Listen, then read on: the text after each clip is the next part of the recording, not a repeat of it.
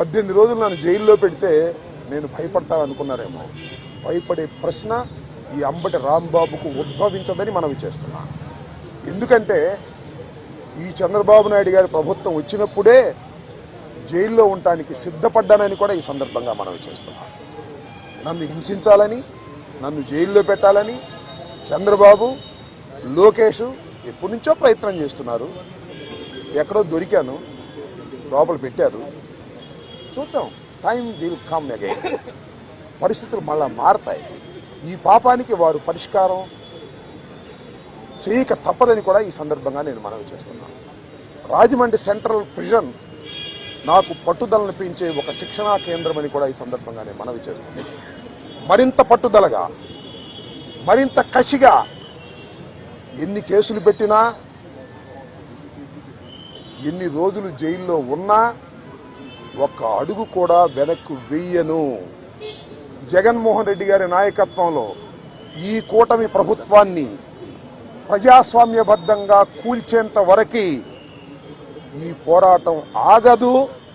ఎన్నిసార్లు జైల్లో పెట్టినా వెనక్కు వెళ్లే ప్రశ్న లేదు. అన్యాయంగా, అక్రమంగా జైల్లో పెట్టారు. నా ఇల్లు దహనం చేయడానికి ప్రయత్నం చేశారు. నా కార్లు బగలగొట్టారు. నా ఆఫీస్ బగలగొట్టారు. నా పెళ్ళాం బిడ్డల్ని తరిమి కొట్టారు. నన్ను చంపడానికి ప్రయత్నం చేశారు. తీసుకొచ్చి జైల్లో పెట్టారు. ఏమైంది? ఏమైద్దని అడుగుతా ఉన్నా. చంద్రబాబు నాయుడు అడుగుతా ఉన్నా, లోకేష్ని అడుగుతా ఉన్నా. ఏమైద్ది?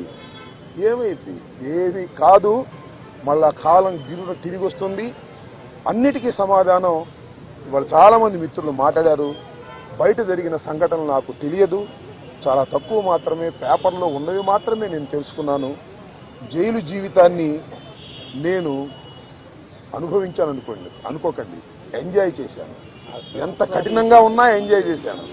ఎందుకంటే ఒక రాజకీయ స్ఫూర్తితో రాజకీయాల్లోకి వచ్చినటువంటి వ్యక్తిని నేను, పట్టుదలగా ముందుకు సాగే వ్యక్తిని జైల్లో పెడితే భయపడిపోయే వ్యక్తిని అంతకంటే కాదు, మరింత ధైర్యంగా పోరాట పటిమతో ముందుకు వెళ్లేటటువంటి వ్యక్తిని కూడా మనవి చేస్తున్నా. ఎప్పుడు ఎక్కడా తప్పు చేయలేదు. పొరపాటు మాట్లాడితే వెంటనే పశ్చాత్తాపడ్డా.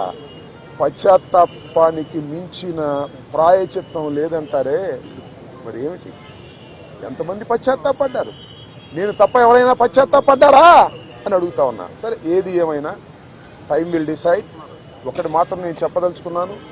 నాకు ఈ సందర్భంగా సపోర్ట్ చేసినటువంటి వారందరికీ కూడా పేరు పేరున నా హృదయపూర్వక నమస్కారాలు, ధన్యవాదాలు. నా పార్టీ కానివారు కూడా నన్ను సపోర్ట్ చేశారు. దాడులు చేయటం తప్పన్నారు, దాడులు అన్యాయం అన్నారు. ఒకవేళ తప్పు మాట్లాడితే కేసు పెట్టి లోపల పెట్టాలి కదా, ఇంటి మీద దాడి ఏంటి అన్నారు.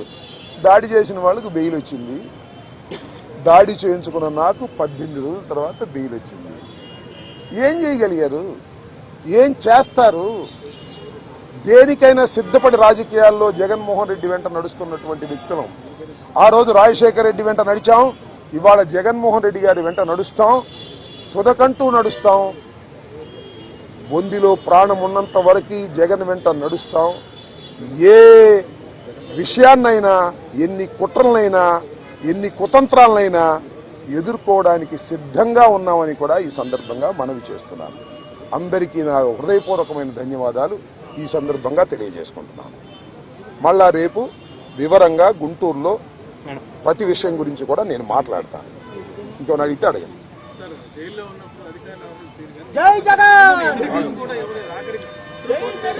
జైల్లో ఉన్నప్పుడు అధికారులు వాళ్ళ రూల్ ప్రకారం పోతారు. అక్కడ ఫుడ్డే పెడతారు. అది నాకు నచ్చినా నచ్చకపోయినా ఆ ఫుడ్డే తింటాను. ఏం కలకాలం తింటాను ఆ ఫుడ్. ఆ పెట్టిన ఫుడ్ నాకు నచ్చలేదు. ఎందుకంటే కొద్దిగా డబ్బులు ఉండవాళ్ళం కదా, మంచి ఫుడ్ తింటాం. జైల్లో మంచి ఫుడ్ కావాలంటే వస్తుందా? కోర్టు వారు నాకు ఆర్డర్ ఇవ్వలేదు. ఓకే, జైలు అధికారులు వారి ప్రవర్తన వాళ్ళది. వాళ్ళు నాకేమో స్పెషల్గా ఏం చూడాల్సిన అవసరం కూడా నేను ఎప్పుడు కోరుకోలేదు, కోరుకోను కూడా. సామాన్య ప్రశ్నలుగానే ఉండటానికి నేను ఇష్టపడ్డాను.